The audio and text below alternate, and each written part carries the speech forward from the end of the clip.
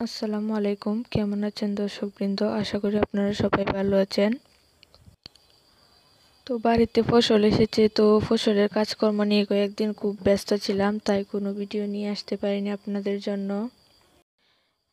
এখন আপাতত কয়েকদিনের জন্য ফ্রি আছি, তারপর কয়েকদিন পর থেকে আবার ফসলের কাজে ব্যস্ত হয়ে পড়ব।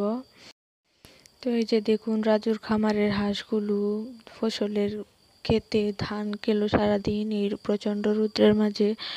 এখন যেহেতু বিকেল হয়ে গেছে, তাই হাঁসগুলো বাড়িতে চলে আসছে।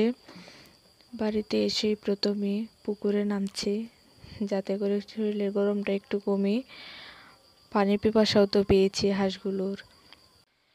কিছু হাঁস পানিতে নামছে, আবার কিছু হাঁস পাড়েও দাঁড়িয়ে আছে। তো সবগুলো হাঁসই কিন্তু এখন প্রায় বেশ অর্ধেক হাঁসই কিন্তু এখন ডিম পাড়ে, যেহেতু নতুন ফসল খাচ্ছে, নতুন ফসলের ধান খাচ্ছে।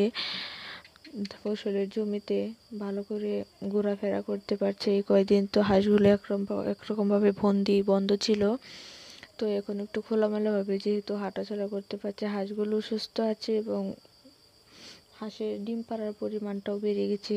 এখন প্রায় অনেকগুলো হাঁসই ডিম পাড়ে আগের তুলনায়।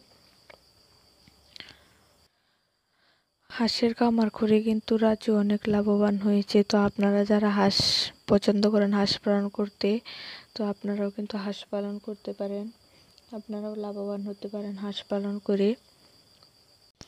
হাঁস পালন করলে ডিমের চাহিদাও মিটবে, মাংসের চাহিদাও মিটবে, আর সাথে আপনি লাভবানও হতে পারবেন। যখন ধরেন আপনার হাতে কিছু টাকা পয়সার দরকার, তখন আপনি দুই একটা হাঁস বিক্রি করে নিতে পারেন, তাতে করে আপনার হাত খরচ চলে যাবে।